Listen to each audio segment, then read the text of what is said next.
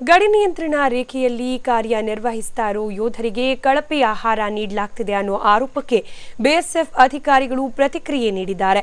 ಈ ಬಗ್ಗೆ ಮಾತನಾಡಿದ ಬಿಎಸ್ಎಫ್ ಅಧಿಕಾರಿ, ಯೋಧರ ಬೇರೆ ಬೇರೆ ಬೆಟಾಲಿಯನ್ಗಳಿಗೆ ಅವರಿಗೆ ಬೇಕಾದ ಆಹಾರವನ್ನೇ ನೀಡಲಾಗುತ್ತೆ. ಆದರೆ ಗಡಿ ನಿಯಂತ್ರಣ ರೇಖೆ ಬಳಿಗೆ ತಾಜಾ ತರಕಾರಿಗಳನ್ನು ಒಯ್ಯಲು ಸಾಧ್ಯ ಆಗುವುದಿಲ್ಲ.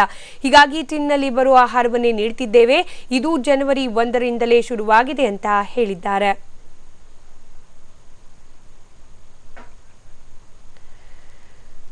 ಬಿಎಸ್ಎಫ್ ಯೋಧನೊಬ್ಬ ತಮಗೆ ಲಭ್ಯವಾಗ್ತಿರುವ ಕಳಪೆ ಆಹಾರದ ಬಗ್ಗೆ ಮನನೊಂದು ವಿಡಿಯೋವೊಂದನ್ನು ಸಾಮಾಜಿಕ ಜಾಲತಾಣದಲ್ಲಿ ಅಪ್ಲೋಡ್ ಮಾಡಿದ ಬೆನ್ನಲ್ಲೇ ಅದಕ್ಕೆ ಸಂಬಂಧಪಟ್ಟ ಹಾಗೆ ಗೃಹ ಸಚಿವ ರಾಜನಾಥ್ ಸಿಂಗ್ ಕೂಡ ಈ ಬಗ್ಗೆ ಪರಿಶೀಲನೆ ನಡೆಸ್ತೀವಿ ಅನ್ನೋ ಭರವಸೆ ನೀಡಿದ್ರು. ಇದಾದ ಬೆನ್ನಲ್ಲೇ ಬಿಎಸ್ಎಫ್ ಅಧಿಕಾರಿಗಳು ಇದಕ್ಕೆ ಪ್ರತಿಕ್ರಿಯೆ ನೀಡಿದ್ದು, ಆದಷ್ಟು ಯೋಧರಿಗೆ ಉತ್ತಮ ಆಹಾರ ನೀಡುವ ಪ್ರಯತ್ನ ಮಾಡಲಾಗ್ತಾ ಇದೆ. ಆದರೆ ಗಡಿ ಭಾಗದಲ್ಲಿ ಕೆಲವೊಂದು ಭಾಗದಲ್ಲಿ ತಾಜಾ ತರಕಾರಿಗಳನ್ನ ಕೊಂಡೊಯ್ದು ಅಲ್ಲಿ ಯೋಧರಿಗೆ ಪೂರೈಸೋಕೆ ಸಾಧ್ಯವಾಗುವುದಿಲ್ಲ. ಹಾಗಾಗಿ ಅಂತಹ ಭಾಗದಲ್ಲಿ ಟಿನ್ ಆಹಾರವನ್ನೇ ನೀಡಲಾಗ್ತಾ ಇದೆ ಅನ್ನೋ ಸಮಜಾಯಿಷಿಯನ್ನ ನೀಡಿದ್ದಾರೆ.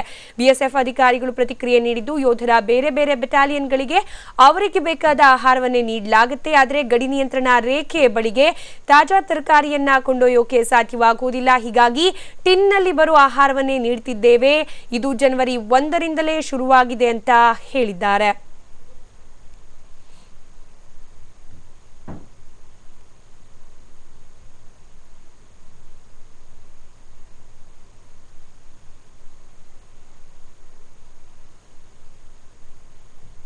मैं अभी सुबह का आपको नाश्ता दिखाता हूँ कि ये जड़े हुए पराठे सिर्फ और चाय का गिलास और कुछ नहीं, ना अचार ना जाम ना बटर, कुछ नहीं। ये है 29/29 BSF का जवानों का नाश्ता। अब आप बताइए, क्या ऐसा खाना खा के जवान ड्यूटी कर सकते हैं? मैं आपको दिखाता हूँ BSF की ये देखो दाल, सिर्फ हल्दी नमक और कुछ नहीं इसके सिवा। 10 घंटा रोटी जवान करने के बाद ये डालना, इसमें प्याज है ना लहसुन अदरक नहीं। कंटिन्यू 10 दिन से यही दाल और ये रोटियाँ देखी आती है। अब आप ही बताइए, ये है खाना खा के क्या एक BSF का जवान 10 घंटे ड्यूटी कर सकता है? सभी अधिकारी सब सामान बाजार में बिक्री कर देते हुए खाना खाने के लिए।